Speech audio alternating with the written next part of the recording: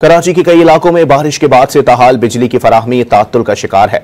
अब तक 100 फीडर्स पर बिजली बहाल ना हो सकी। सदर जुबली मार्केट में जुमेरात की रात 9 बजे जबकि अजीजाबाद ब्लॉक 8 में शाम 7 बजे से बिजली मुअत्तल है।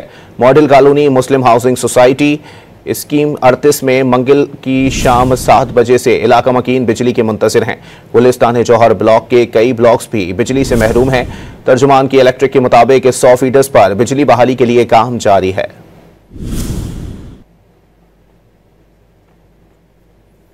कराची के कई इलाकों में बारिश के बाद से ताहाल बिजली की फराहमी ताअत्तुल का शिकार है।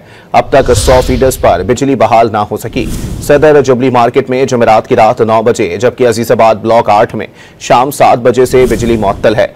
मॉडल कॉलोनी मुस्लिम हाउसिंग सोसाइटी स्कीम 38 में मंगल की शाम 7 बजे से इलाका मकीन बिजली के मुंतजिर हैं।